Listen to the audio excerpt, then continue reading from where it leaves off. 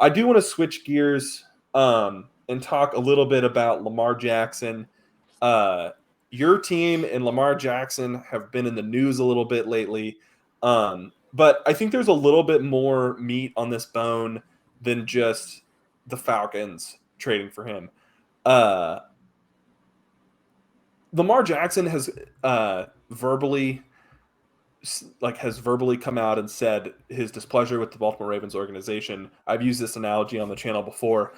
I think it's like they were like a couple that were just fighting, and they were on the verge of breaking up, and then one of them, i.e. Lamar Jackson, finally just decided to sit out the playoff game. He said the cryptic tweet, and then boom, they're finally just going to go their separate ways for good, right? Yeah. I think this is the beginning of that. And there's sign and trade rumors. There's Lamar Jackson just leaving in free agency. And the Falcons have kind of become the pinnacle of those trade rumors. It's just a really interesting situation. We've been skeptical of Lamar Jackson a little bit on this channel. So I'll start off. Do you think Lamar Jackson is going to be a Raven in 2023? So to that answer, or the answer to that question, at least for me right now, is I don't know. I can't say confidently at minimum he will be franchise tagged by the Ravens at minimum. The Ravens aren't just going to let him walk, but at the same time, though, I don't think that they're just going to pay him the $45 or $50 million guaranteed. It's from the reports are that he wants something similar to Deshaun Watson, probably money wise a little bit more than Deshaun Watson, but he does want the aspect of it being fully guaranteed, all $240 million, however long the contract is. Yeah. And I will say, and then to that response is speaking from the Falcons, I do not want the Falcons to do that. One, I would rather them give up 3 first-round picks to go get C.J. Stroud or Bryce Young, just because it's a younger quarterback, doesn't have an injury history. You can kind of build a team around him. But also one of the main things, too, about it is that quarterback's only going to be about $9 million. I don't want to pay anybody over a fifth of my cap space, all just going to one guy. Because if it's going to be Aaron Rodgers right now, I believe, has the highest cap hit or average per year at $50 million. Deshaun Watson, I think, is right there next to him at $49 million. And that's a lot of money to go to one player. Yeah. It's a lot of money to go to one player. I'm curious, we're seeing what's happening with the Packers right now. Packers haven't made the playoffs, haven't made the Super Bowl in a long time, paying one guy a lot of money. We've seen a lot of these teams are paying these guys a lot of money, and they're not getting the same success. Look at the Cowboys. The Chiefs, Broncos. I think Broncos. I didn't know. Yeah. I didn't know Russell Wilson got $107 million this year to suck at football. Anyways, Dak Prescott. Yeah. I know. I would love it. $107 million. Any one of us, all of our viewers could do that.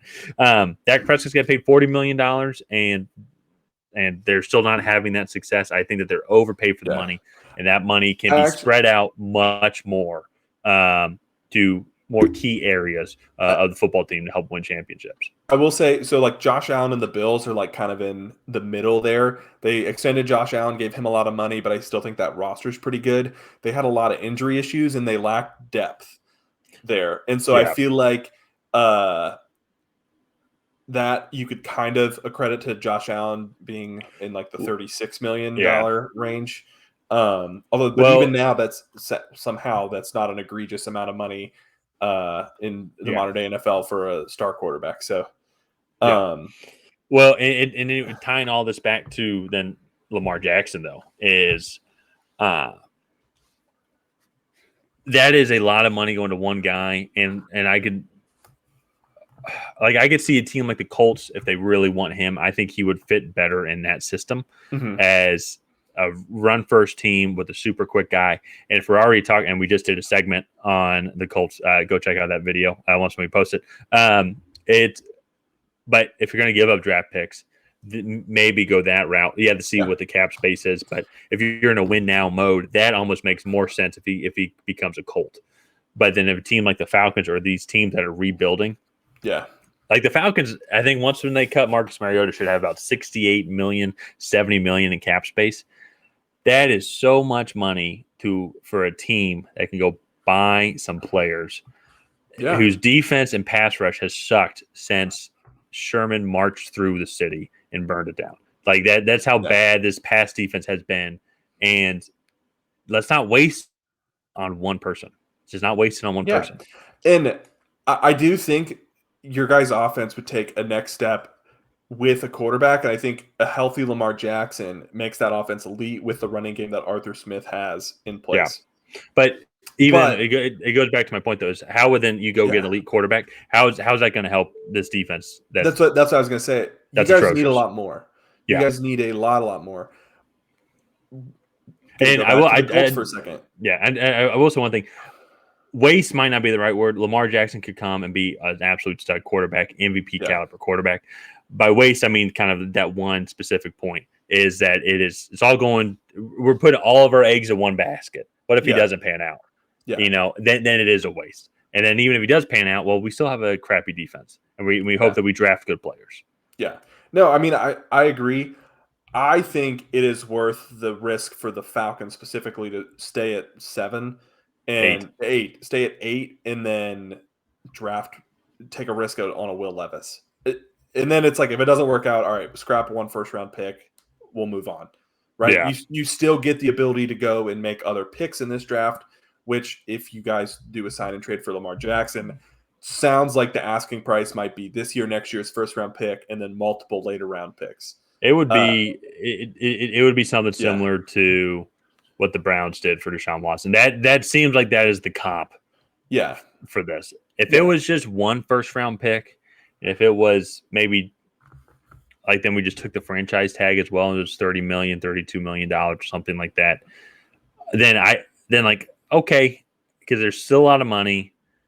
It's still a lot of money left. It's just one pick. It essentially would be like drafting a quarterback with your 8th overall pick, but that's not what they want. With the precedent that was set by the Browns, who we'll see how that decision panned out in the span of history. But it's making this one that much more complicated with Lamar Jackson and with the Ravens.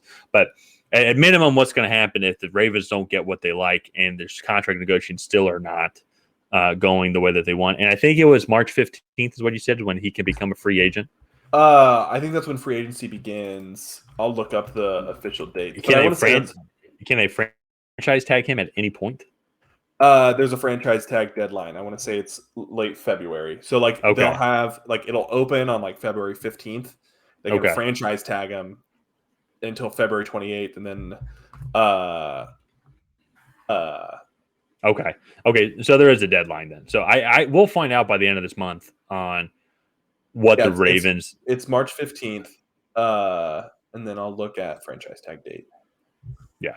So we'll find out by the end of this month on what the Ravens have decided. It sounds like the talks have stalled. It sounds like both parties, kind of like what you said. Like it kind of sounds like they want to break up.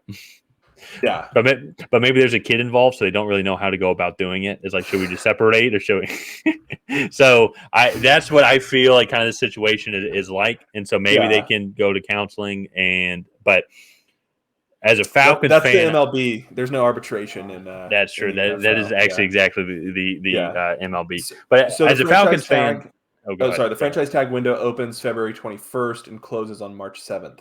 And then there's 8 days in between the closing of the franchise tag window and the start of free agency. So, okay. So we're gonna know a lot more here real soon. And I can say as a Falcons fan, I hope that they don't make the trade. I hope they don't do the sign and trade. Yeah.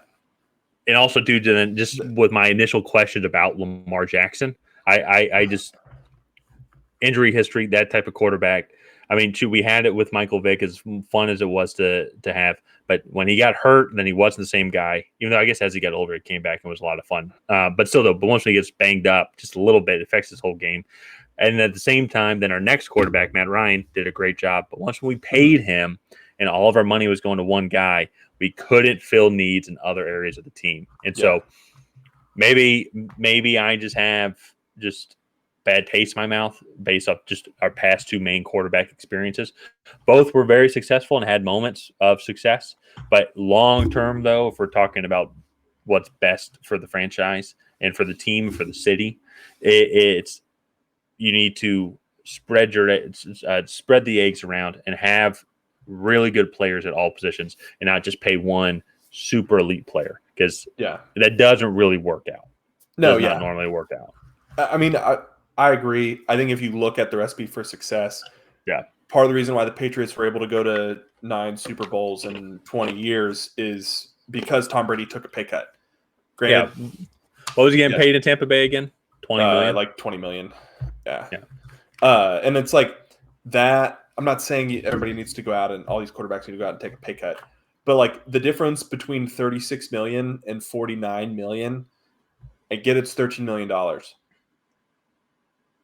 That $13 million could be applied. You can go get that star receiver. You can fill in your interior offensive line. I mean, you can get that boundary corner that your team needs for 13 million. Like, Yeah. there's other things that could be done to really benefit the team.